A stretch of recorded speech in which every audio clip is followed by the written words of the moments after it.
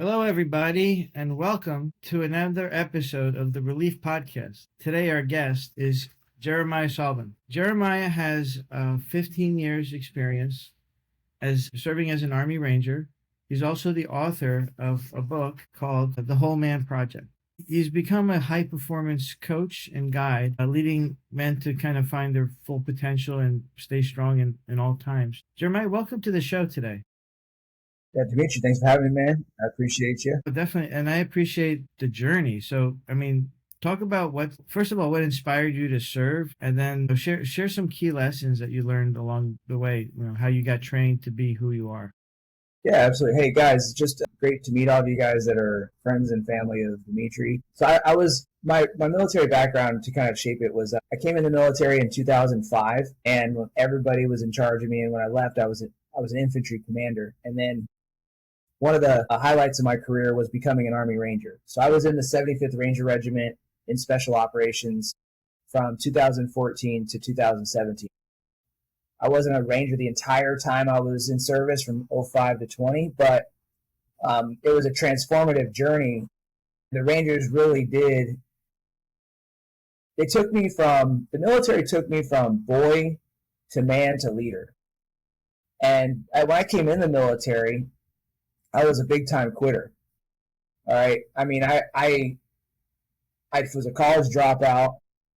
I was a failed athlete, and I joined the military to basically out of desperation. And I was just telling some guys at jiu-jitsu the other day, like, I was not a go-getter when I came into the military. And I went from the bottom 1% to the top 1% by doing personal development, by working on my mindset.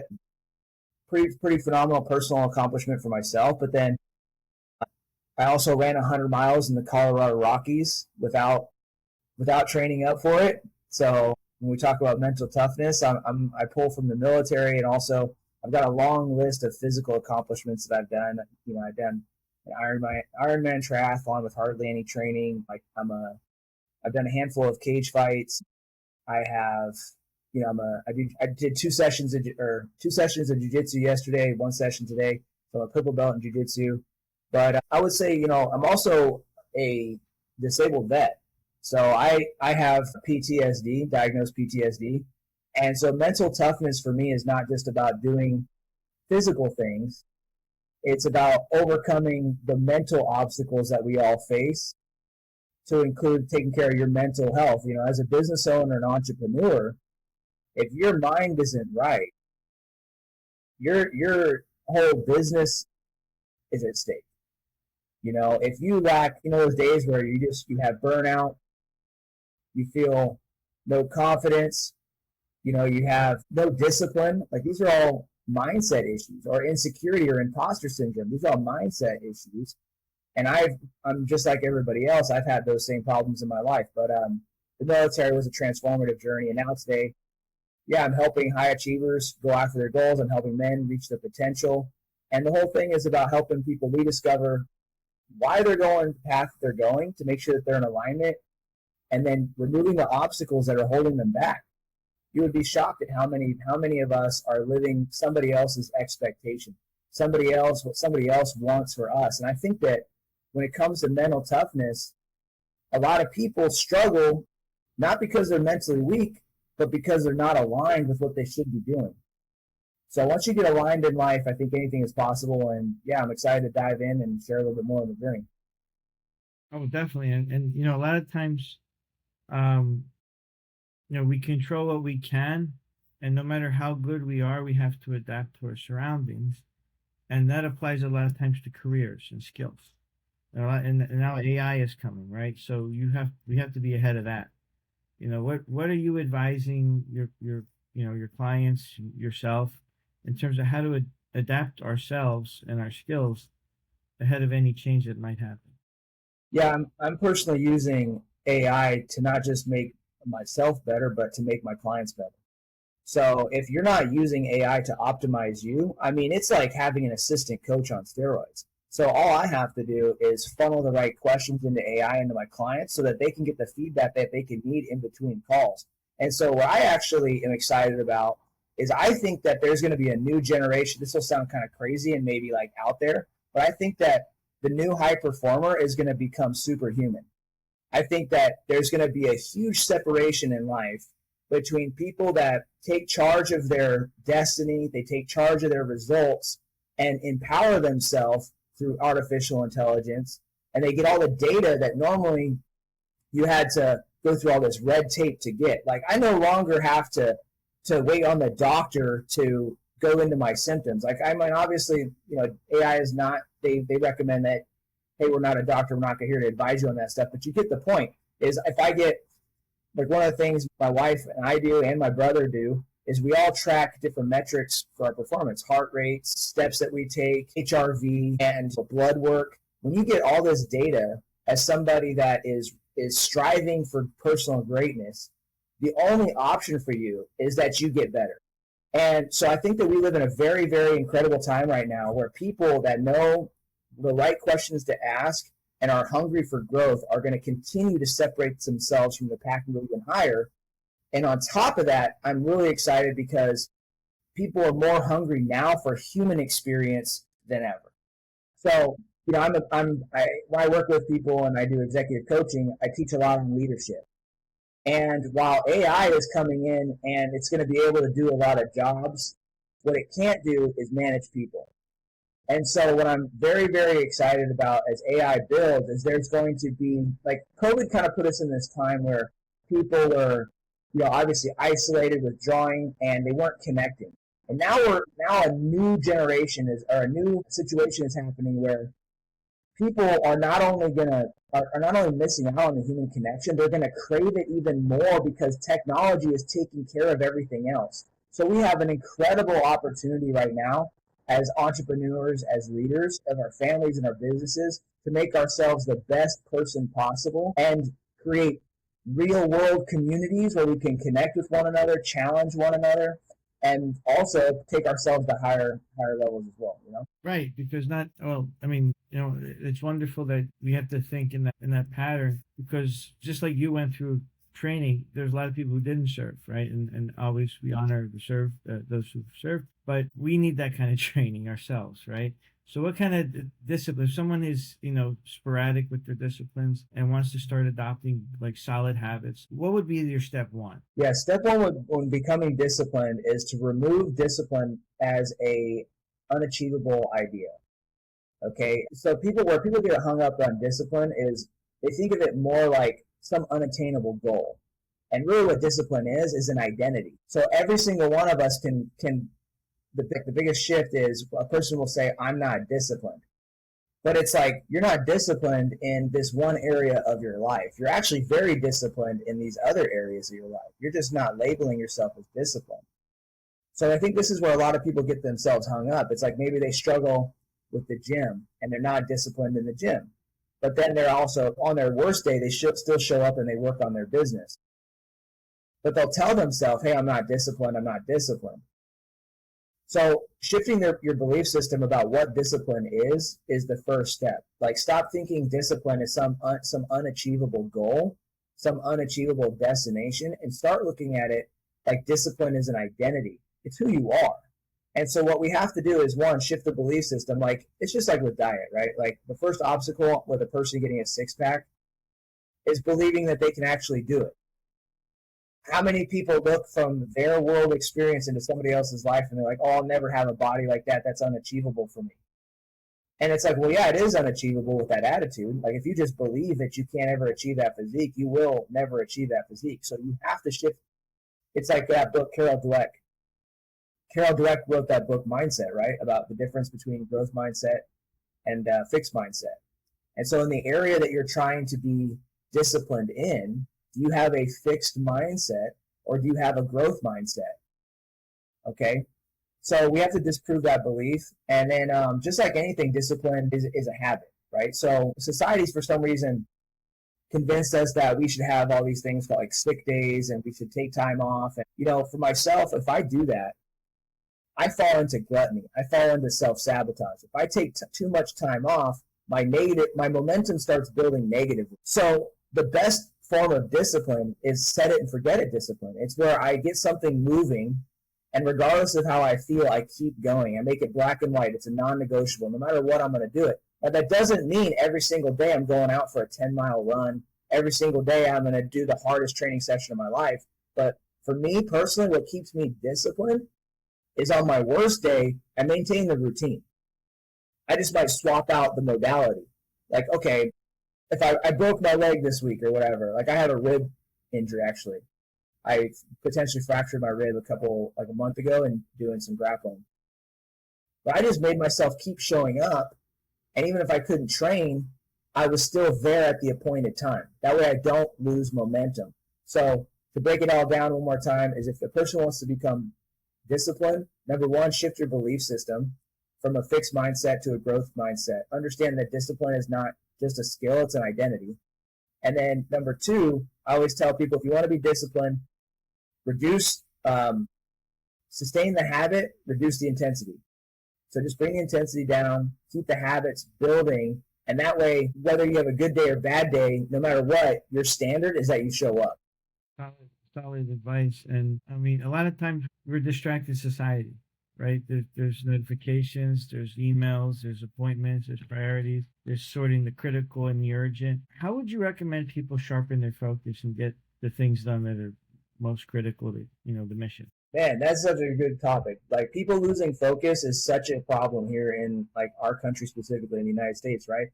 Somebody was asking me the other day about what's harder, building a business or the military, And my honest opinion is that building a business, yeah, it is tough. You go through a lot of ups and downs and a lot of stress.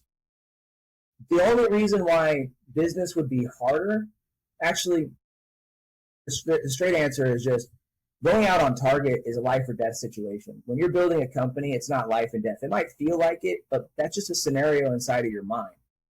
But what made the military easier than business was that we had less distractions when we were deployed. Okay, this is what I was thinking about the other day. I'm like, it's not that building a business is hard. It's that everything in your way that tries to stop you from building the business is hard. That's the problem, right? It's like you wake up and you got a million emails that you got to go through, or some client has a customer complaint, or one of your employees he disappeared for the week or something like that, and you're trying to figure out what's going on. Or maybe you get hit with an accident at work and then you got to deal with a lawsuit. And you're trying to build the company, and all this adversity hits you, and it's very, very difficult while all that is going on to also manage your personal life. So maybe you have a loved one that gets sick, or you're getting sick, or you're having issues with your kids. So you have all these life distractions that are constantly in the way from you growing the business. Now, when you're deployed, man, it was so simple. We were overseas, and we had like a little bit of internet connectivity, just a little bit, but it was the mission. That was all we were focused on, was the mission. So it was life and death, sure, and that's scary shit, but all I had to focus on was the mission.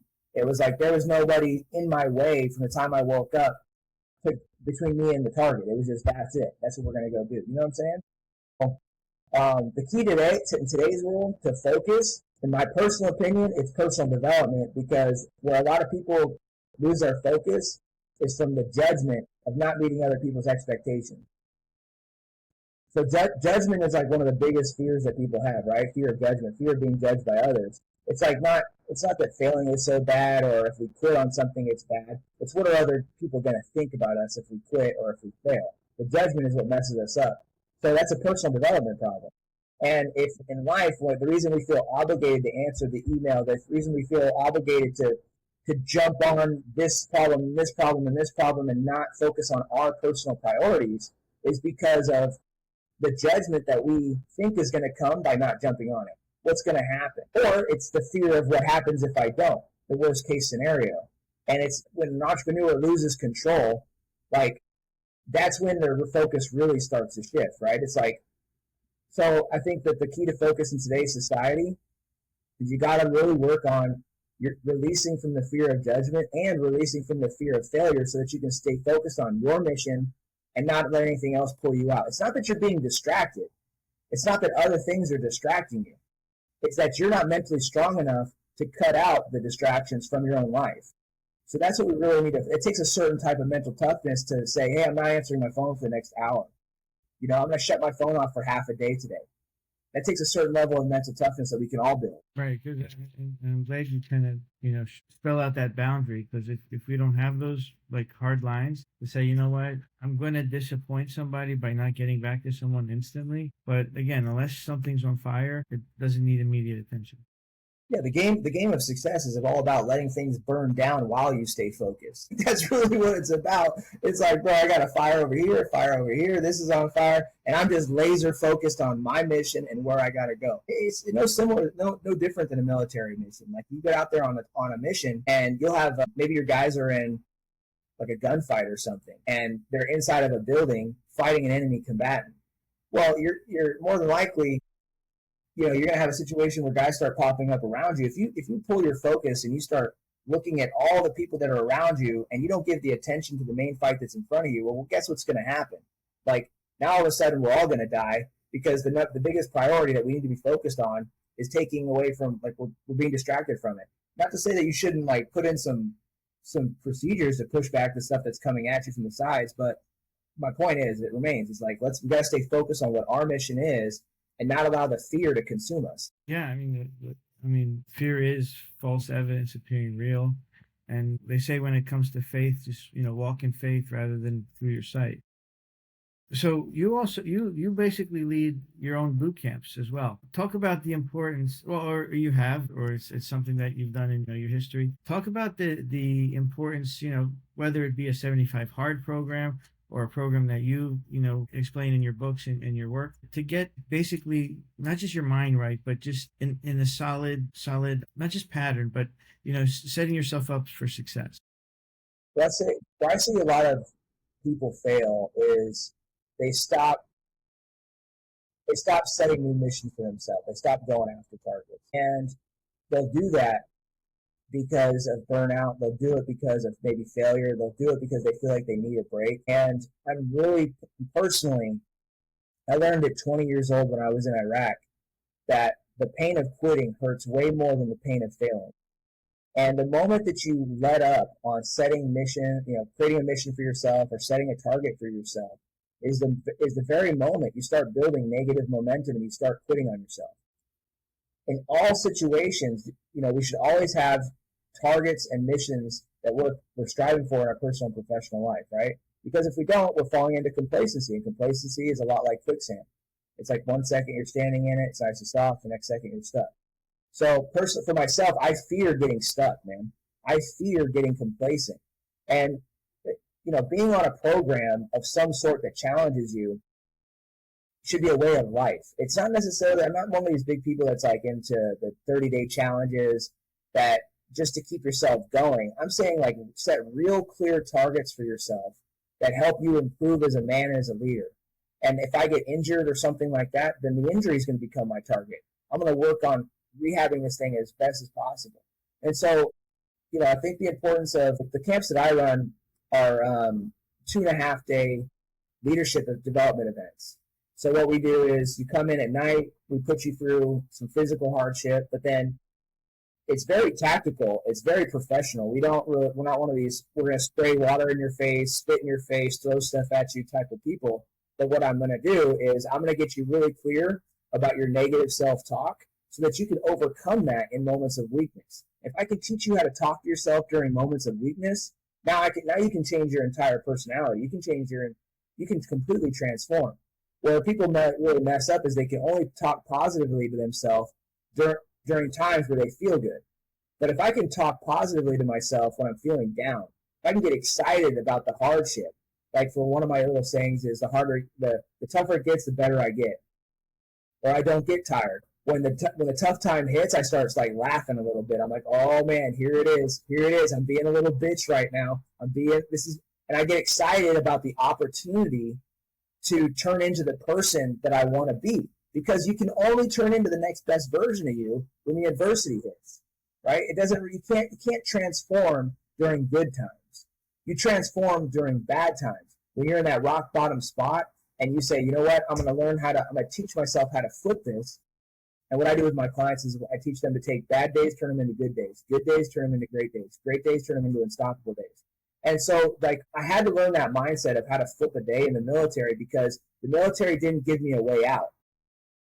The military, when you were sick, you still had to come to PT. When you were overseas on a deployment and you were lonely, you couldn't just pack up and get in your aircraft and come home. You had to learn mentally how to cope and how to make the best out of the situation that you were in.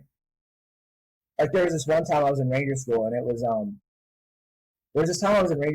just in the mountain phase, and it was raining at like 2 or 3 o'clock in the morning, and I was laying in the rain with snow around me, and I got my rifle with me. My hands are freezing, and I haven't ate all day. I'm running on fumes, and this has been going on for weeks at this point. And I'm sitting there, and I'm just staring into the woods, and it's foggy, so our patrol base you couldn't see more than 10 feet in front of you. And I'm sitting there, and I'm trying not to fall asleep because I'm pulling security while it's raining on me, and I'm freezing my ass off. And in a situation like that, you think, dude, like, there's nothing really to be excited about. It's really hard to find something positive in a moment in your life where it's pouring down on top of you. It's raining, you're cold, you're tired, you're hungry, you miss your family, nobody's there to help you, and all you want to do is tap out and quit. And so in those moments of weakness, man, that's like where our biggest opportunity is, to keep yourself focused on who you want to be. And so in those tough times, for me personally, I turned to a person of service. And before I came into the military, I was a little bit selfish. I was really about myself. And during those hard times where I'm in the patrol base, sitting behind my weapon, and I'm tired and fatigued, what I ended up doing getting through that hard time is I would get up and I would just start helping people. Let me help other people. Let me see how you're doing. And that turned me into a selfless leader. That was a transformative thing, right?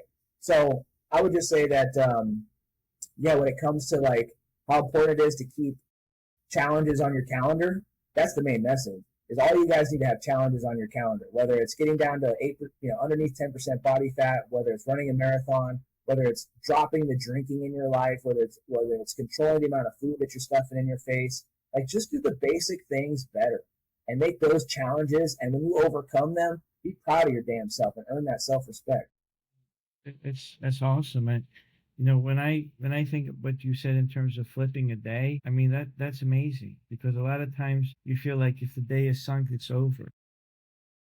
Like that setback, is just a big L for the day, rather than maybe that hour was a loss, or the morning took a hit and you can recover in the afternoon, and then making things better. So my next question, if I may, what separates a high performer from an elite performer in your book?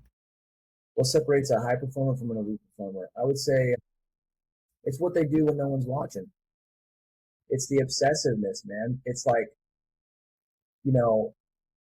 when I was training up to be a ranger, or you see this in any sports, you see this in business, but when I was training up to be a ranger, I used to wake up at like 3 o'clock, 4 o'clock in the morning, and I would be out in the middle of the night, and I would be training before work started. We had morning training at 6 a.m., but I would be out there putting in work, and there was no social media that I was doing at the time or anything like that. I was just behind closed doors, no distractions, in the dark, putting in the miles, man.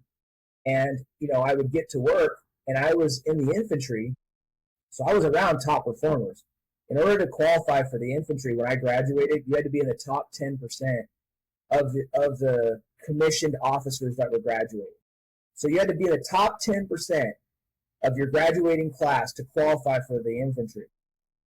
That's a highly competitive environment, a group of people that you're with. So I would go to work, and I had guys that were graduated from West Point that I was serving with. I had guys that had played D1 football at, top level colleges. And I would, so it's highly, highly competitive. Those are top performers. But what separates the elite? It's no different than like maybe in the NBA or the NFL. There's guys that when they get there, they feel elite. And then there's the top level dudes. And there's guys training and doing stuff way beyond what I was even doing. But what I'm saying is the separator, the elite level, is what you're doing when no one's watching. It's those days where you got to decide whether to put in the extra reps when you're bored and when you're not. I used to tell my leaders this thing, and in the military that I think is good for all business owners. I would get these guys that would come into the military and they would start earning some confidence. Right? They would pass military schools, they would get promoted, and then appearing cool and appearing like they knew what they were doing and confident became more important than actually being good at their job. It became more important to them. They wanted to appear like they knew what they were doing. They wanted to appear like a leader. They wanted people to look at them and respect them for the position that they had, not what they were doing. And I started to notice this with some of the guys that I was leading. And I used to go around and tell my guys, don't be too cool to train. Never be too cool to train. You're not too cool to train. Like, in other words, you've never, stop arriving. And I think that one of the things that keeps a top performer evolving into an elite performer is that they never arrive. They constantly are looking for ways to keep themselves, on top of their game, training and making themselves better, even when no one's watching, especially when no one's watching. Yeah, I mean, what your training mirrors, like when you would read about Relentless and Kobe, being at the gym and asking somebody to show up and meet him there at early crack of dawn or something. And then he's there before everybody, right? And you're there in the rain, in the quiet, again, not about the post, but just about the progress and then perfecting your practice, right? Because now it's innate, right? You don't have to wake up to a checklist, I imagine. Yeah, no, even for myself, I've been waking up early. My personal development journey started I took it to another level in 2013 and 14. And I started waking up at 3 o'clock in the morning, 4 o'clock in the morning before work. And I started studying, reading Stoicism. I was getting into entrepreneurship and studying business before I headed into work because I heard a quote one time that said you should work harder on your life than you do at work. And I started really trying to take my life to the next level. So I started doing that way back then. I didn't have a social media account where I was posting my routine. And I started posting more online. I started posting my morning quote when I wake up. And so I get up early. I get up. My thing is I have to beat the sun up. I'm going to get the first win for the day, and I have to be up before the sunrise. Because if the sun is beating me up, what type of precedent does that set for the day? So typically I'll get up, these days I get up around 3:30 in the morning. But I don't recommend that for everybody. The main thing that you do is that you wake up at a time that you respect. That's the most important thing. You got to listen to yourself, develop a track record with yourself. I've had times where I got up at 5 a.m. But the point is that I started this morning routine process back in 2013, 14. And then I started posting a little morning quote on social media in about 2017 and 18. And since I've done that, I've never missed posting the morning quote. I've done it every day. And, people will see the quote and they'll see my workouts. And I get a little bit upset because, when they ask me about my wake-up time, they haven't gotten past the wake-up time yet. And so I'm like, man, I really want you guys to be good at getting up and listening to yourself. And I want to help you with this. But I get upset because I'm like, why don't you guys ever ask me what I'm doing between why I wake up at 3 a.m. and what am I doing between 3 a.m. and 9 a.m.? Why does nobody ask me what am I doing between the hours of 3 a.m. and 9 a.m.? They just are so interested in why are you getting up at 3 a.m.? It's like, did you ever stop to think that I'm building my life and I'm building between 3 a.m. and 9 a.m.? Because that is the most important part of my day, and it always has been. So to make this valuable for everybody else is I would say when it comes to your own personal discipline and your own personal self-respect is one, pick a wake-up time that you respect. If you don't respect your wake-up time, you don't respect yourself. And then if you want to become an elite performer, what you're doing in between the hours of work is more important than the work that you're doing. So double down on the validation, seek validation but in the dark. Seek self-validation in the dark. Like when no one's watching, be proud of yourself for putting in that damn work between 3 a.m. and 9 a.m. and nobody asking and nobody giving a shit about it. Well, yeah, that's when winners are made. 100%. When there's no audience, when there's no celebration, when you're not seeking the likes, you're just seeking improvement against yesterday's best you. Now, a lot of people, again, in athletes, high performers, entrepreneurs, a lot is going on emotionally and physically all during the day. How would you recommend people wind down properly so that they can have the steady sleep habit that, builds your consistency? Yeah, if you want to operate at your best, I've learned over the years there's a couple of key things. So if sleep was a supplement, that shit would be illegal. It would be a ban because it does so much for you. You don't need, and most people don't need more sleep. They just need higher quality sleep. So what I would recommend to operate at your best is we got to optimize sleep. And then number two is that throughout the day, you just stop operating in the gray. Okay, what that means, like operating in the gray is the way that your mind works is that your mind, like I did this military school, it was reconnaissance school, where we slept underground, we dug a hole, and then we transplanted grass and vegetation on top of the hole and slept underneath the hole to conduct surveillance on an enemy objective. It was a pretty badass school, man. I was one of the top schools I went to.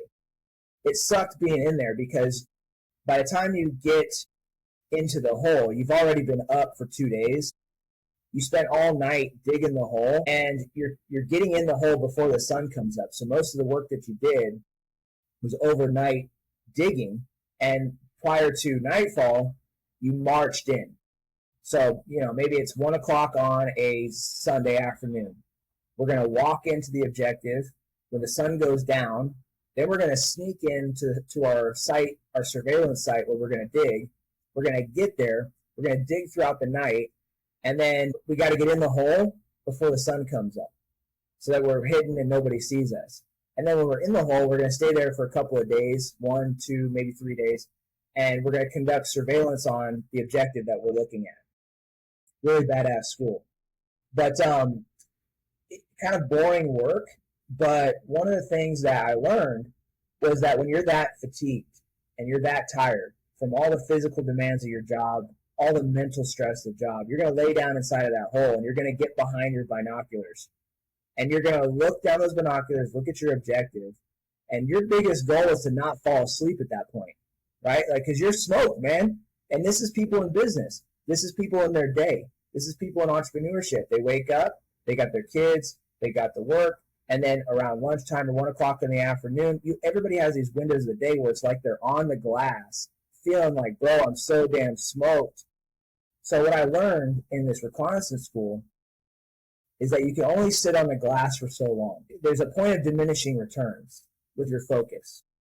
So as a high performer, the reality is that you're not going to be always switched on. You're not going to be able to maintain optimal focus all the time. But what you can do is you can rotate your focus.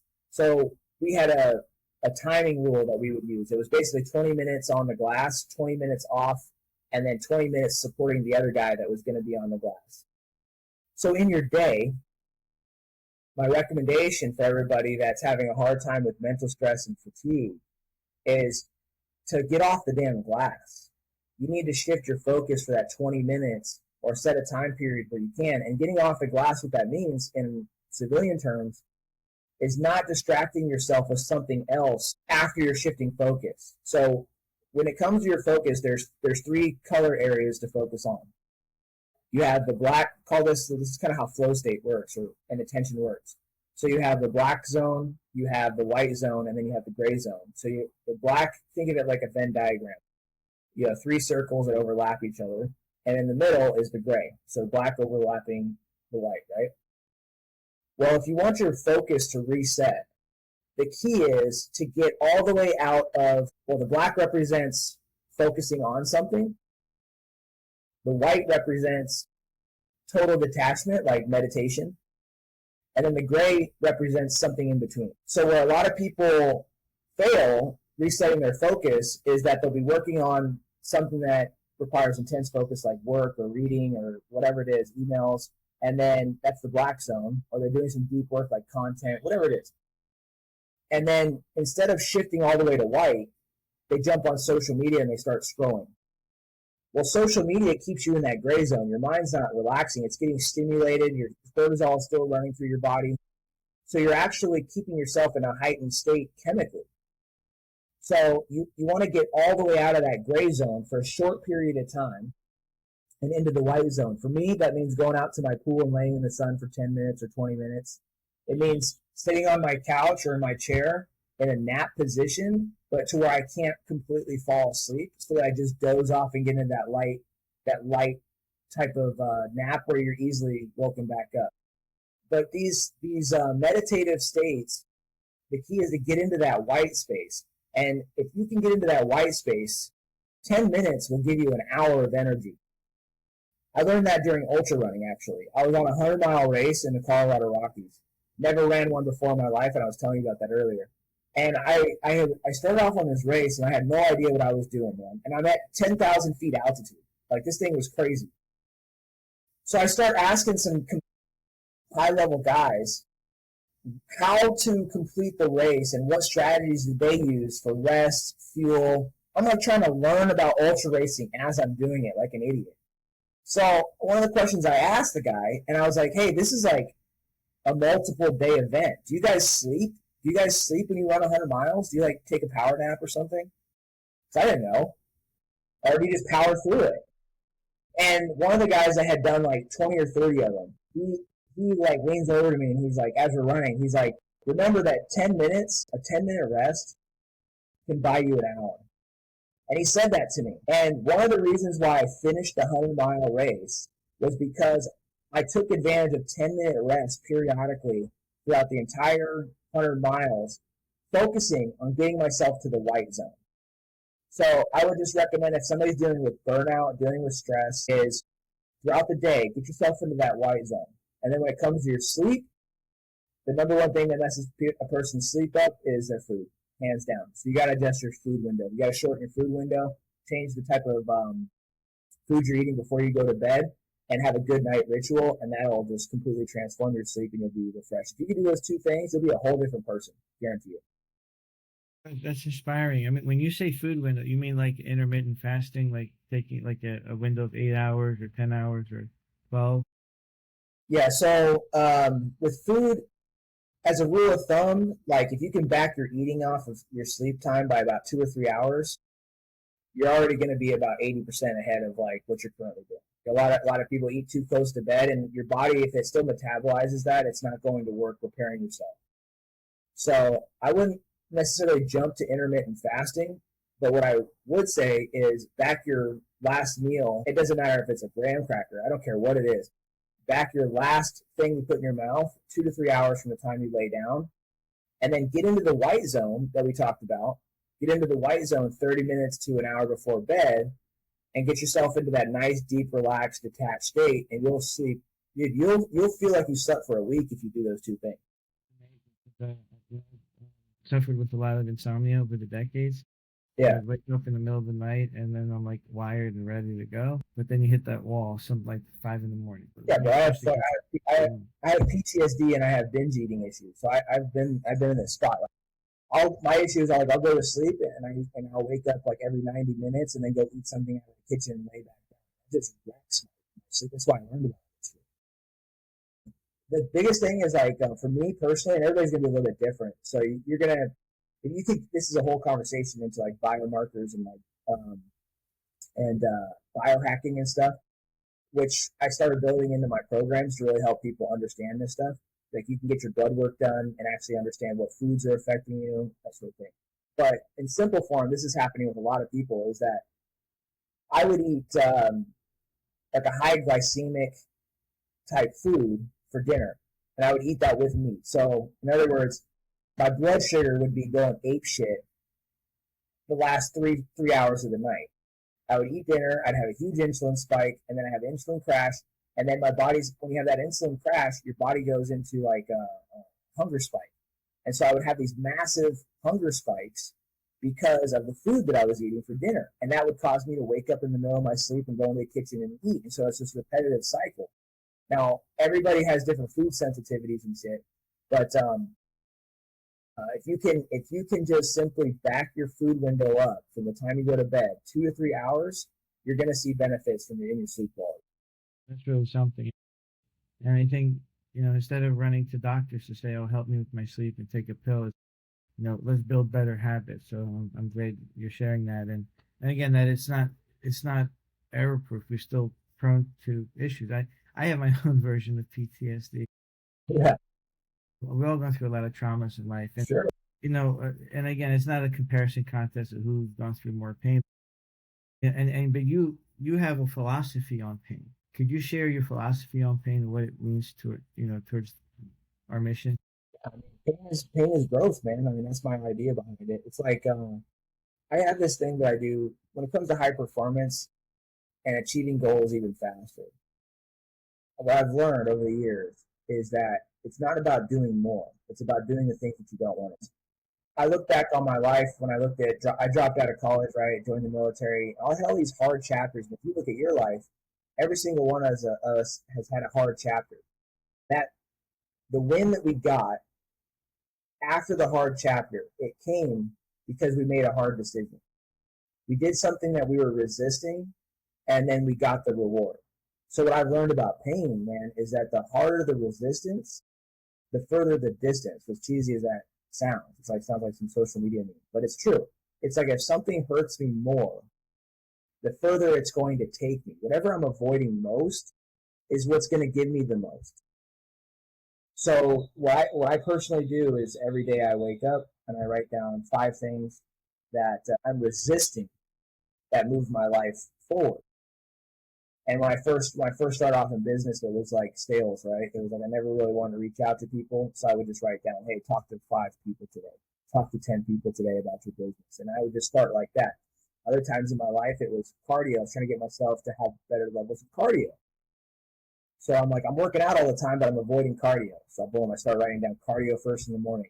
So it's always 5 things that I have resistance towards, because like that pain, the pain is telling you where your purpose is. It's telling you where the growth is. Like I get a lot of people that struggle with purpose, not forgetting why they're doing what they're doing. They built a business, they have some success, they got some money, and now they're going into work and they just feel like they're working for the business. And they'll sit there and they'll be like, well, I don't know why I'm doing this. I don't know what my purpose is, or I've lost my why. And the real problem is that they stop putting themselves into pain. They stop growing. You will not find your purpose sitting in pleasure. You only find your purpose sitting in pain. Okay, when I found my first purpose, like when I was 20 years old in Iraq, and I was sitting there and I was in a lot of pain, man. I was lonely. I missed my home. I'm seeing people get wounded and get maybe even killed in some cases, and I'm thinking a lot about how crazy and how fragile life is, and it was a lot of pain. And what I realized sitting there in Iraq for 15 months was that I wanted to do something with my life. And I wanted to become a person of impact. And I wanted to become a leader that made a difference. And so I found purpose by sitting in that pain. And so I sat there and I decided to become an officer. And for me, that was painful, because that meant I had to go back to school. And I was a college dropout, so I had to go back to the academic institution. I had a lot of fear about going back to school. I had a lot of fear about getting into college. But that pain is what puts you on the path of purpose. Like I said, it's like, so you have to, if you're missing purpose, it's more than likely that you've been avoiding pain. You've been avoiding putting yourself through hardship, and you've been choosing the comfortable path, and you're falling into complacency. It's like purpose is not landed on your lap, because purpose doesn't land on your lap because you've contemplated about purpose. You find your purpose by working on yourself. Okay? It's like, if you're out of shape, you got low energy, like I say out of shape, if you're fat, low energy, you hate your life, and you don't have purpose. Well, no shit, you don't have purpose, because you hate your life, you hate yourself. So the first thing that we have to do is get you optimized. Let's get you in shape. Let's get the body fat down. Let's get you productive. Let's focus on building the best you. And by doing so, the whole world will seem brighter, and you'll stumble and find your purpose along the way. Like, purpose isn't found in pleasure. It's found in pain, doing the work. It's a great reminder, because a lot of us grew up on microwave meals, convenience, shortcuts, hacks. Take a pill instead of follow a proper diet. I followed some of the recommendations you mentioned, like a food allergy test, which says basically gluten intolerant. So that's off the menu, right? By just even a key item, like you're your own high performance vehicle, they run on good fuel and high octane fuel, right? So because then you don't have to, you're solving fewer problems if you don't have to create as many for yourself, right? Yeah, it's the truth. It's like we create so many of our own problems all the time. Like we answer, like going back to what you were saying about like distractions. Whose responsibility is it to not deal with the distraction? It's ours. But we answer the distraction, and we're like, shit, I lost focus. Yeah, you did that to yourself. Same thing with food. It's like, oh, I have shitty energy. Well, what have you been eating? I've been eating shit. Okay, who's in charge of that? So it's just like the key here, I think, to all of our personal growth and development is just staying in control. Like if you're not staying in control of you, then like you're just a reaction to the world, and there's no way you're gonna feel good about yourself. Oh no, I like find myself sometimes going off the handle and just losing sense of time. And then like hours go by and you're like, wait a minute, I was supposed to get my things done today. And we're running out of day. But Yeah, I'm guilty of it. oh no, and when you talk about being in combat or challenging situations, talk about the importance of not hesitating when it comes to decision making. So everyone wants to get to their goals as fast as possible, right? And one of the top things that the military taught me was how to make fast decisions. Because you get in situations so many times where, like, you don't overthinking kills. It kills the whole. You could literally end up with somebody hurt or killed, or if it's a training mission or something like that, you're going to ruin the whole training mission. Like it doesn't matter. Allowing time to pass is what kills success of the mission. It also kills like a person's dream. It kills a person's result. So a lot of people want to get to their goals quicker, faster, and they're always looking for a strategy that's going to help them get there. The thing that's going to collapse the timeline to your goal is making faster decisions. In most cases, people are not separated between them and their goal by time. They're separated. The barrier is the decisions that they need to make. The number one barrier, like, sure, it does take 9 months to have a baby, right? But if you haven't made the decision to have a baby, then it's going to take years. Or yeah, you can have it by accident. But you get the point. It's like, I use fitness as an example. I'm like, when it comes to your goals, the strategy is not the problem. It's that you're not making enough decisions. Look at fitness. If I want to get in incredible shape and I'm going to use the alphabet as an example. If I'm at letter A and I'm trying to get to letter Z, well, what's in between A and Z? Sure, time is part of the equation, but more importantly, I can compress time by jumping from letter to letter by making the decisions that I need to make to get there. So those letters represent going to the gym, eating the right meals. The better decisions that I make and I take hesitancy out, the quicker I get to the goal. So decision making, like I think so many people get caught up in the paradigm that society has given us, where there's a right answer and a wrong answer. And we get worried about making a decision that's wrong. We were told that if you make a decision, like if you go to school and you make a decision on this test and it was wrong on the test, what do? They mark up with red pen. They make you feel stupid. And they're like, you're dumb. You're literally stupid. You got this answer wrong. You are a bad person. Instead of like diving into what could make you get the right answer and the process behind the whole thing. So the whole point that I'm trying to share is that that this idea that decisions can be right and wrong is a paradigm. It's a fallacy. And the only wrong decision is no decision. So if you're sitting there hesitating, you're already failing. If you're sitting there thinking way longer than you know you need to, you're failing. If I always ask myself, what information do I need to make a decision? What information do I need to make a decision? Or, you got to bring some sort of framework into your life to start making decisions. Like one of my favorites is just, I ask myself 3 questions. What's the hardest path in front of me? What would my mentor tell me to do that's an expert in this area that I'm considering? And what is my gut telling me to do right now? And if 2 or 3 of those answers are pointed in the same direction, then I'm not allowed to think about it anymore. I just have to do it.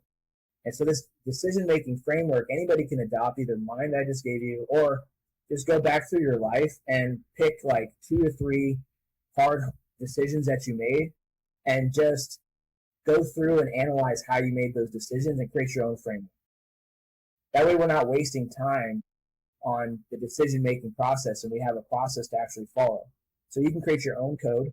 If you go back, you've made some good decisions in your life, right? Most of the time, if you go look back on your life, you had an intuitive feel about what you should do. You were just like, okay, this is right. I'm going to do it. And it scared the living shit out of you, but you listened to your intuition and you went for it and it paid off.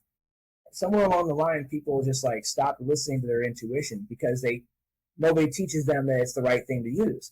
But the reality is it created some of the best situations in your entire life. And when you don't listen to your intuition, it creates some of the worst situations in your life. So why wouldn't a person listen to their intuition?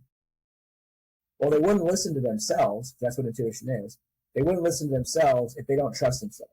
So if you are telling yourself to do something in your business that could propel it forward, but you're nervous and scared and you're overthinking about it, or you want to do something with your life, maybe you want to move, but you're nervous and scared even though your intuition is telling you to go do it. You're nervous and scared, and so you're overthinking and you won't pull the trigger. A person that's stuck in indecision, that doesn't trust their intuition, that person doesn't trust themselves. They've been doing something behind closed doors in the time of dark that we talked about, where they're betraying themselves. So every time you like tell yourself you're going to go to the gym and you skip, every time you say you're going to do something and you completely avoid it, anytime you break the promise that you've been making to yourself, you're creating a track record inside of your subconscious mind that says, I'm full of shit. I don't do what I say I'm going to. I'm not trustworthy. So why would you think that you should have an easy time taking your business forward or changing your life when deep down inside you don't trust you? This is why just starting with the basics that we talked about earlier, which is just like simple training, being disciplined, is so important. It's not just because it'll make you feel good and because it improves your confidence, but because when you become disciplined and mentally tough and you start following your own word, you start keeping your own promises, not only do you start getting results, but your whole life starts changing because you become somebody that listens to your call. You become somebody that trusts themselves. And that's the key thing when it comes to change, man. You got to trust yourself to make the decision to do it, right? You have to be your biggest cheerleader, and I think most of my life been my own harshest critic. Yeah. Like you have to forgive yourself. Yeah, it's true. You do have to forgive yourself, and I think that elite performers. The main thing I notice about elite performers, though, when it comes to being honest, brutally honest, is that elite performers. How do I say this? Elite performers aren't optimistic when they're down. Elite performers are honest when they're down. Victims are negative when they're down. So which one do you want to be? Like, what I'm trying to say is that an elite performer, when they're having a bad day, they're not thinking like when they fail, right? Maybe they failed at, it could be anything. Maybe it's a business deal or something goes sideways on them, right? When they fail, they're not like trying to give themselves a pep talk to be like, hey, bro, it's going to be okay. You're going to get through this. They're not like rah-rahing themselves. When they're down, they're being honest. Hey, man, this didn't work. I'm going to find a new opportunity. Or, hey, man, this didn't work. I got to get better for next time. And they're brutally honest, whereas a victim will just be negative. Oh, they'll have that Eeyore syndrome or the Plum syndrome. Poor little old me. Man, nothing works out for me. Oh my gosh. It's like, bro, like you really think you're the only person in the world that's supposed to have success every time you try, like no matter what, without failing? Like, get over that shit. So that's the main thing. Is just remember that when it comes to elite performance, is that elite performers, they're not optimistic when they fail. They're honest when they fail. That accountability mirror. I mean, Goggins talks about it, and other people, talk about just being able to look yourself in the mirror and saying, like, hey, this is what I'm going to do today, and this is who I am. For myself, when trying to follow some of that training for a while, it was hard to look at myself. I'm like, do I have to really do this? Then you're like, damn it. Then you get emotional. You start staring into your own soul, and then you're like, all right, I got this, and then you get to the point where you're like fist bump yourself, and you're like, all right, bro, let's tackle this day and win. Hey, man, just holding yourself accountable is a win. You know what I'm saying? Like, people avoid accountability altogether. Like, how many times you see people say that they'll only get on the scale after they got some workouts in. It's like we're all guilty of that shit. But the moment you can get on the scale, like, fuck the workout, hold yourself accountable, go look at the pain, so that way you can start improving things. I call it facing the ugly. It's like I had a few bad days of eating. Like, all right, step on the scale, just know where you stand. No, it's not catastrophic, but it's not as great as it's not where you need to be.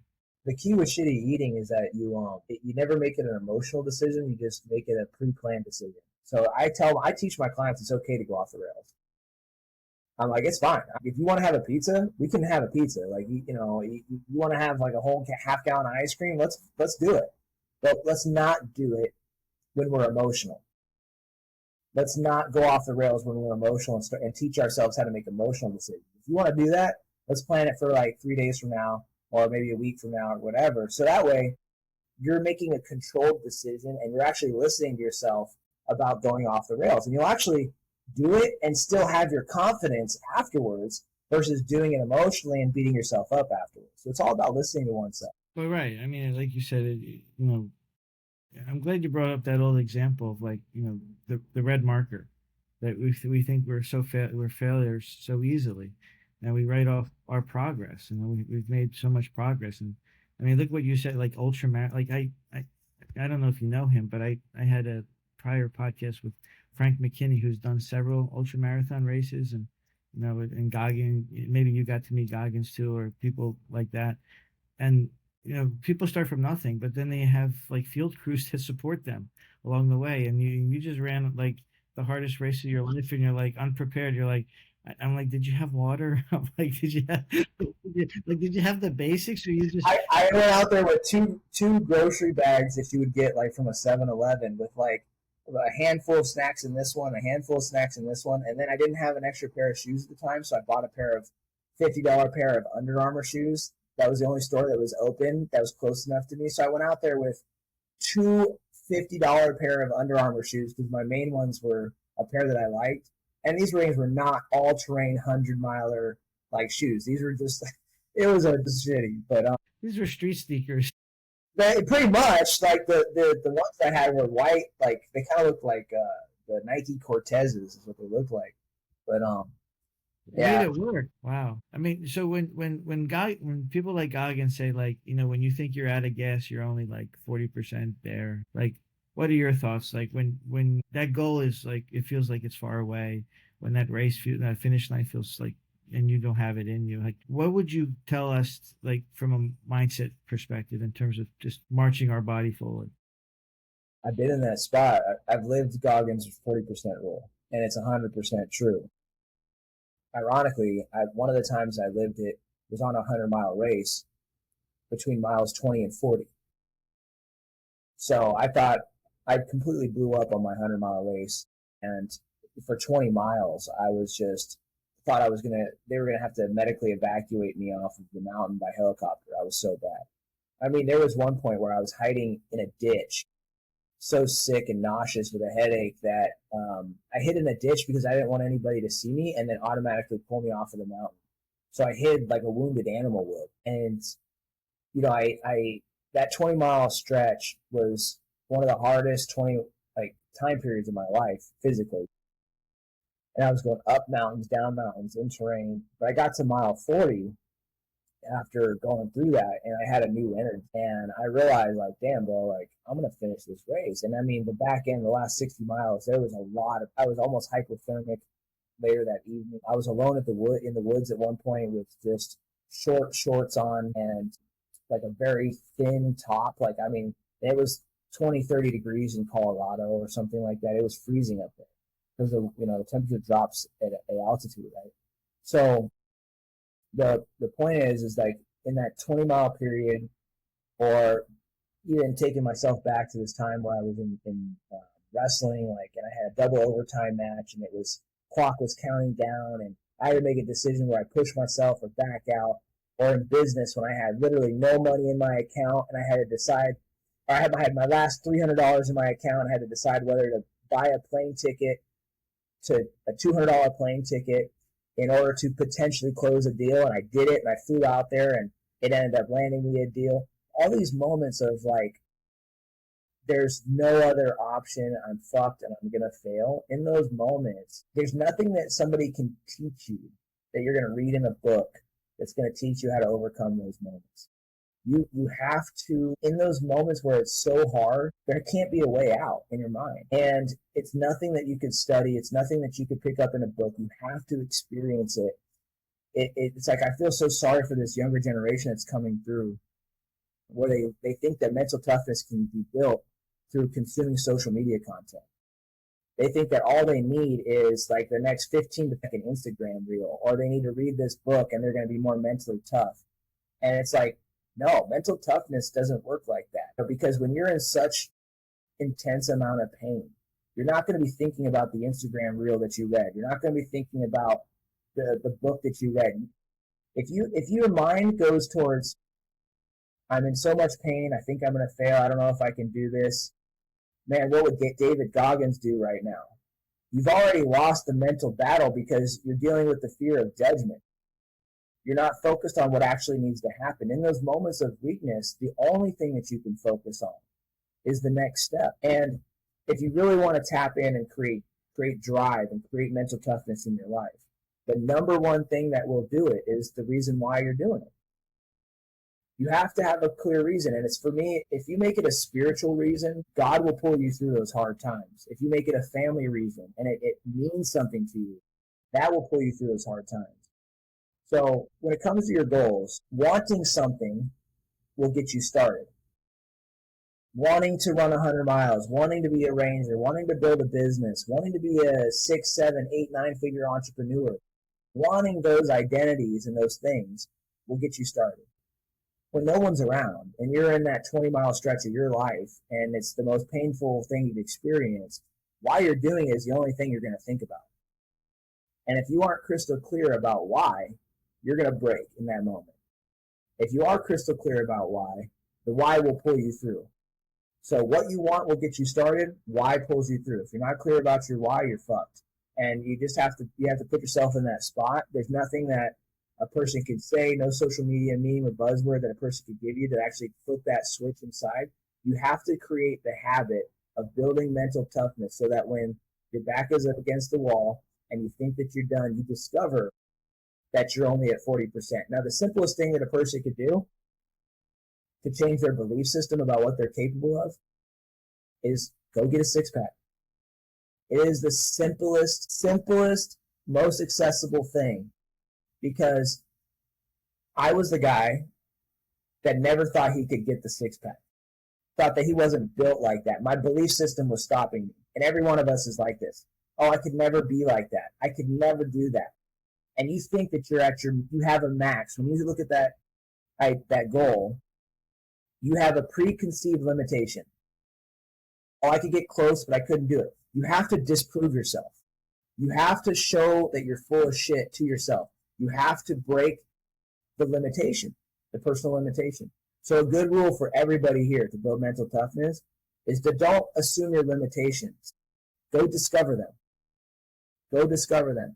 Like, go through the steps, walk the steps, go through the pain, and go discover what you're actually capable of and disprove yourself versus proving yourself that you're limited. You know what I'm saying? Like, that's the key, man. You got to break those limiting beliefs. And the only way to break a belief, you can read all the affirmations that you want in the world. You can script it out all you want. But until you're in the motherfucking arena and you do the impossible to yourself, your belief system is going to stay the same. My first belief system that I had to destroy was that I could run the 2-mile run in a certain period of time. Like, I thought running 2 miles was like running a marathon. I'm like, oh my God, 2 miles. I have so much stress and so much anxiety. I'll never be able to run this in 13 minutes. And I was like a 15-minute guy, and I would get my run times. I would get like 13, 20, 10. I would close in on 13, and then all of a sudden I wouldn't get it, and I'd be like, look it, I can't run under 13 minutes for the 2 mile. But then the one day I broke the 13-minute, and I ran 12:50. The next thing you know, I ran a 12:10, a 12:15. And it's like that. And then I went on to run 5 miles. Then I did the 12-mile ruck march in the record time for myself. And then 100 miles. Everybody here in their life has been through these transformative moments where they did the impossible to themselves. And if you want to Build that mental toughness. If you want to tap into your full potential, start with something super simple that you have been lying to yourself about and disprove it. Make it your wake up. Wake up at an earlier time consistently. Go to the gym a certain number of days consistently.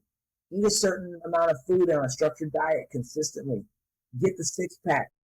Disprove just something so simple like that, and you'll shatter your entire belief system about yourself, and then go on to do the next impossible thing. Sounds like that's how you would chip away at the subconscious programming that runs our autopilot days. Yeah, like I'm big on programming the subconscious. The only reason why personally I'm on this side of the camera, like sitting here, what I really should be doing is I should be in my hometown of 300 people drinking beer because it's Friday at 2:30 p.m. I should be cutting out of work early, sitting the beer on my gut, bitching about the government and telling you how the world should be run. That's what I should be doing right now with my life. But I'm not. I'm over here. I'm in great shape. I got a business that I love. We're having a great conversation right here. We're pushing to higher levels personally and professionally. But the whole reason is because I create a habit of disproving myself, right? And that's what we have to do as individuals. You just have to accept that you are operating at 40%. Just accept it. Just accept it. No different than you accept gravity exists, right? Yep, gravity exists. Okay, I'm accepting that I'm at 40%. Take the emotion out of it. And now go start testing your limits. Now go start changing some of those belief systems. And, like I said, you can read all the personal development books that you want in the world. You can script out the best personal development lines and affirmation statements. And those things are good to get you started. That repetition is really good to get you started. But until you couple the repetition with repetitive action, you'll end up in the same spot frustrated. So the whole point of writing and scripting out new belief systems is to create muscle memory so that when you have those moments of weaknesses, your mind doesn't gravitate towards a weaker thought. It gravitates towards a stronger rehearsed thought, okay? So Viktor Frankl talked about this. He said that there's a space between stimulus and response, right? So when we're going through something hard, that's a stimulus. I'm running 100 miles, I'm building my business, and it's very, very difficult. I'm having a hard time with the cash flow. 1 second I got 100 grand in the bank, next second I'm broke, next second it's 150, whatever the situation is. There's a stimulus. And in that moment, you're starting to freak out, and you have to make a decision. Well, who you believe you are, and whatever subconscious thought pattern you hold about yourself, it's going to come forward in between stimulus and response.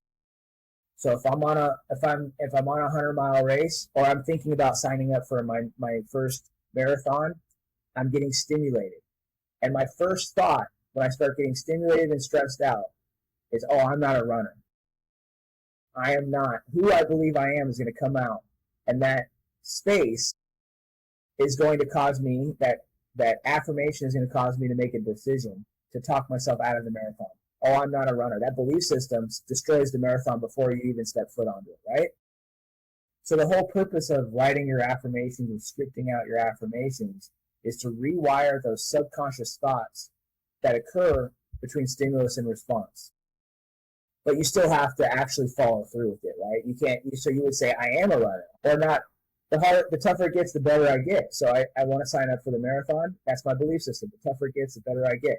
So this is tough. I'm going to get better. Boom, I sign up for it, and you go out there. But it doesn't. The belief system doesn't cement until you've done the work. Doing the work stamps the belief system. The journaling. If you are in a loop of journaling, this is my biggest issue with the personal development space, is that these people spend so much time practicing personal development and not implementing it.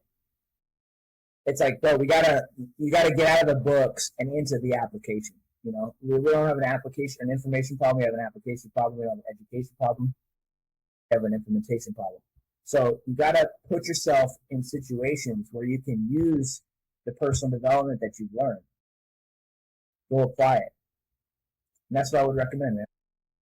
That's awesome. I mean, that, like you have, I guess, elevated yourself and others to a state of readiness, right? Where you're prepared, you're trained, you put in the work, right? And that, I mean, compare that like real quickly to like jujitsu. where you're about to grapple with someone and you don't know how much training that person did.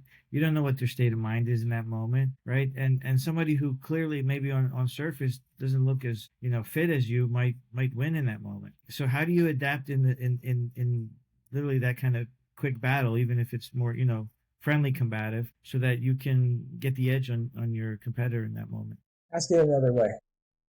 Like you're like, again, you walk into a new dojo, right, a new gym, and you're like, all right, open mat session, and you're like, all right, this person wants to grapple, and you're like, okay, cool, let's have a friendly grapple, and you have no clue their training. You don't know if they have more advanced belts than you, right, or they're just kind of underplaying, and then you're like clearly outmatched. How do you either tap out when it's the right time to, or just say, you know what, I'm going to give it my all, and try to reach a new edge in this battle? Yeah. My standard for my success, and I think everybody's success, should be to measure yourself against, like, who you are is your effort. You're not the result. Your identity is not the result.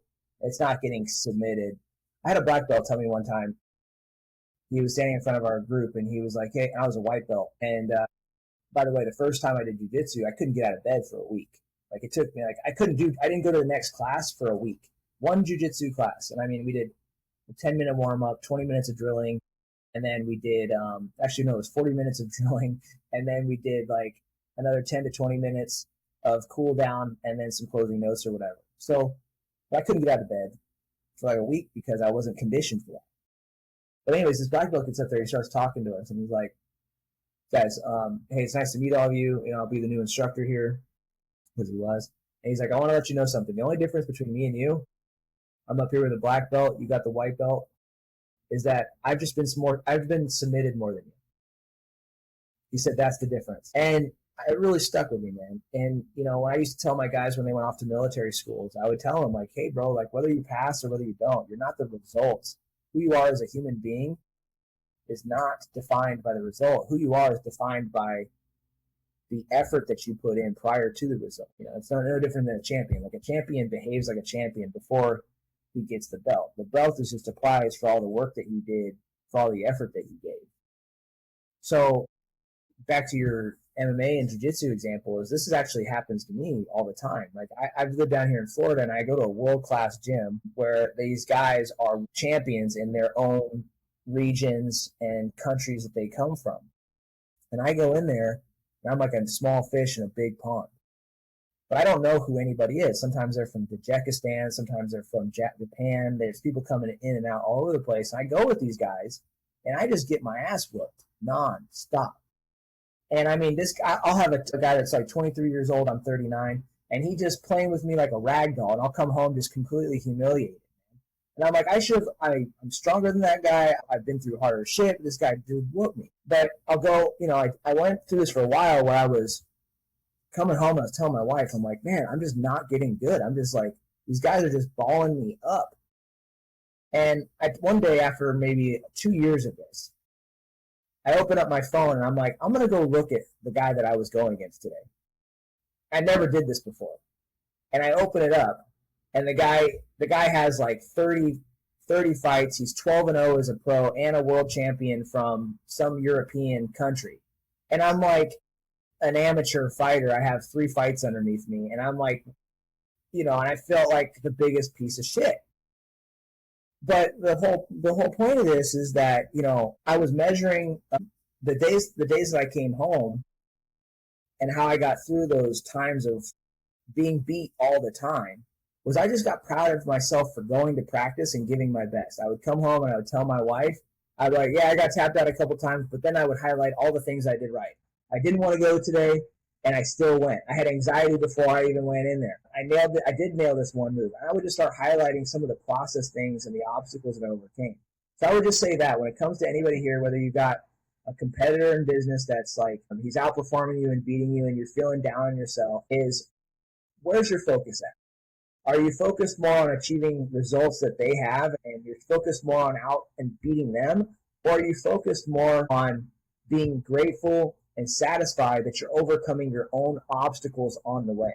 That's the key. That's the key to transformation, is not being so focused and excited about the result, but being focused and excited about overcoming the obstacles that lead to the result. That's amazing. Effort wins. I mean, I think we're so concerned about hitting that mark that we think too much and we're slow to act. It limits you too, though. Like when you who was it? It was oh man, John Wooden. Are you familiar with John Wooden?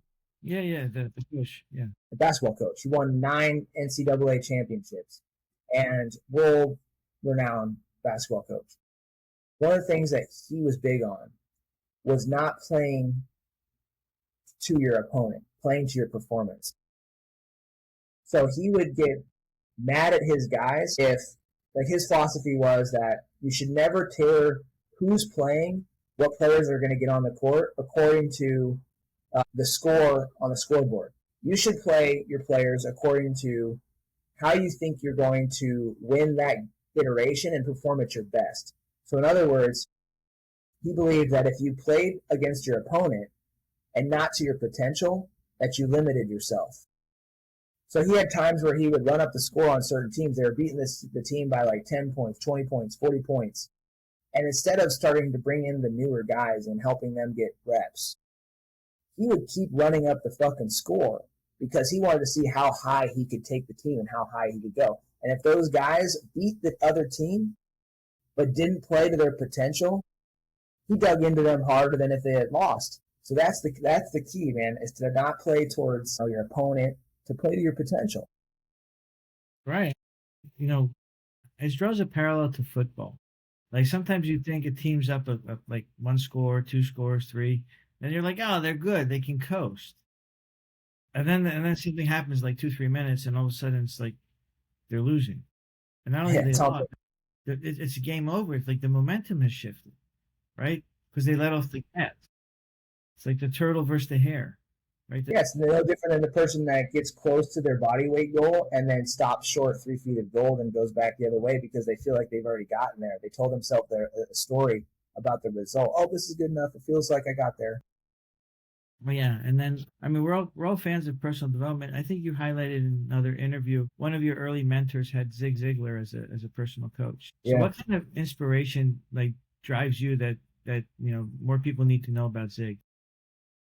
Oh man, well, so yeah, my mentor basically back in what was it? I mean, I think Zig mentored him in the 90s, if I'm not mistaken, maybe earlier than that, maybe the 80s. And he was a personal trainer at the time. My mentor was. So he sold Zig Ziglar a personal training membership, and he reduced the rate in exchange for Zig to mentor him. So it was kind of cool because he was like, it was a sales win, but he also got like sold by the sales guy, which Zig was the sales guy, and he got his rate reduced and negotiated a lower personal training membership. But they sat before they had Zoom and everything. They met for coffee once a week, every single week for like almost 2 years, I believe. And I mean, he taught me the biggest thing that my mentor taught me from Zig was a couple of things. One, that success is an inside job, and that when you get the man right, the world becomes right. And he also, learning Zig's story, I really learned the power of working for free and working for skill development. Like Zig did something like 500 speeches that were unpaid before he became one of the top paid speaking people of his generation. And the guy, he was big on morals, he was big on philosophy, he was big on mindset. But one of the best things that my mentor had me do, I sat down with him and he had like a Zig Ziglar cassette book and a performance planner. And I actually started getting this mentorship when I was in Afghanistan. So I was in Afghanistan as an Army soldier, and I'm working with this mentor online, and he sends me a CD deck, and he has me do 2 things. He tells me there's like 10 CDs. He's like, I want you to listen to these 10 CDs 17 times. And each CD was hours, bro. Like it was like 6 hours of audio on one CD. And I'm like, you want me to listen to these 10 CDs 17 times? It wasn't 16, it wasn't 50, 17 times. And I'm like, you're a psycho. And so, but to this point, I had done a lot of personal development, but he was taking it to a whole nother level. And he had me brainwash myself with Zig Ziglar's audios. And so I would walk around Afghanistan, go to the chow hall, and I would just be brainwashing myself with these motivational quotes, man, and these like Zig lectures. And then he taught me Zig's philosophy, and one of the philosophies that I picked up on was leaving people with the impression of increase.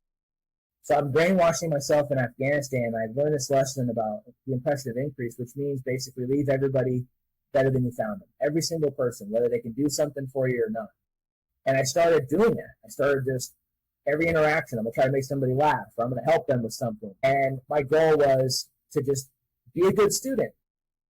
So I started doing that. And what ended up happening was over the years, I ended up creating a business and I had relationships to stand up. So I would say from Zig, one of the best lessons I picked up from my mentor was to leave people with the impression of increase.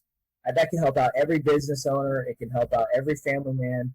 If your goal is, when you're with people, if you're forgetting that your goal is to leave them better than you found them, you're off, man. You got to get back on point, get back centered. And now the second thing that he had me do was, I don't know if Zig taught him this or not, but it was really helpful, and I learned it at this point in time, is he had me record a 60-second pep talk to myself. So he had me write it all out. He's like, basically, I want you to write affirmations and a story about your life and say it in the present tense and write it all out and then read it to yourself, record it, and then listen to it every single day for a month. Basically, what he was teaching me was how to program my subconscious mind for positive self-talk. And so I would do this every day on my way to the gym. I would toss in the headphones and I would hear myself saying positive shit to myself. And what ended up happening through these different tools that he gave me is that I started creating my inner world. Like my inner world started changing. I didn't know I could do anything other than be a soldier. But once I started doing this inner work, I started thinking differently, started talking to myself differently, and I started building relationships, like I mentioned. And what ended up happening was he ended up having me do this life script. He said, write out your life as you want it. And I wrote it out, and I started reading that to myself. And my life today is that exact life that I wrote out in Afghanistan with a piece of paper that my mentor, I used to write down this line. I used to write down, this was so far, this is like going to another planet inside of my mind. I was like, I'm surrounded by world-class athletes and multi-millionaire entrepreneurs. And for me, as a soldier, that was like going to the moon. I mean, it was so far-fetched in my head. But I wrote that line down because it was what I really wanted. I wanted to be around high-level people. And I'm literally, like this last week, I literally trained with some of the top jiu-jitsu people in the world. Like Hubert Burns, he's got a credible record. I told you about Kill Cliff Fight Club. I mean, my friends, like the majority of my friends are business owners in a multi-million-dollar range. Like that's just the life. So the whole point with this is, guys, that I would just say is 40%. We are all operating at 40%, whether that's physically or whether it's with the quality of life that you're living. And if you can change your belief system about what you think you're capable of, you can transform your entire life. I was just a small, shy kid from a little town of 300 people, a college dropout, bottom 1% of the military, and just anything is truly possible if you're going to put in the work for it, and you're going to get your ego out of the way and work on that belief system. And if the way to get your belief system in check is seek a challenge, do something so simple that by doing it, you're going to change what you think about yourself. Get yourself that six-pack. Get the best shape of your life. Disprove yourself, and don't assume your limitations, like discover them. Well, Jeremiah, I want to really thank you for bringing your best today. And I definitely improved in this hour, so I know the audience will as well. How can people find you online and work with you? Yeah, Instagram is where I'm at on the daily. So I got Jeramiah Solven, JeramiahSolven. Just get the name. If you got the name spelled right on Instagram, you just DM me. Just DM me and I'll just talk to you. I do have a website, conqueracademy.com, but that's primarily for 6 to 7 figure entrepreneurs that are tired of breaking the promises that they're making themselves. So it's a premium one-on-one coaching experience with me, 3 months, 6 months, or 12 months. And the whole thing is about building the best you. But, outside of that, come to my page for the content, Instagram. I got a lot of stuff there. And I'm not one of these guys that's, I don't hard sell. I just try to put out content, help people. And that's all I give a shit about. Whether we work together or not, that's not important to me. So you guys come connect with me on Instagram, and would love to see you guys. Well, I appreciate, who you are, your integrity, your journey, your openness and honest nature is very refreshing when I see that among any leader. And so I definitely would recommend connecting with your work and with the communities that you build. And more so even do you still hold retreats as well? So Conquer Quest, yes, I still do them. They just have to get on it's a private event, but if they come from your show, just hit me up. Just say Conquer Quest and you're interested in that, we can talk about that. Well, Jeremiah, one last tough question. What do you want your legacy to be? I used to chase accolades, and I realized that was pointless. It was empty. And I realized that life is one of the favorite quotes I picked up was that judge a man not by what he accomplishes, but by who shows up to his funeral. And, for me, all I really care about is just doing a good job while I'm here on this earth and living every single day, giving my best. So my legacy is that if there's one person that shows up to my funeral that has something good to say about me, I'm happy with that, and my goal is to end my life with as many people as possible at that funeral, knowing that I did a good job. And just to show life, show the way. Like, people don't learn in leadership, people don't follow you because of what you say. They follow you because of what you show. So my hope is to live a good life where I'm fearless, I'm going after what I want and where I think it makes a difference so that others feel the courage to go after what they want to make a difference. Well, I really appreciate you leading the way and showing what it means to have an unstoppable drive. Thanks again for being on the show today.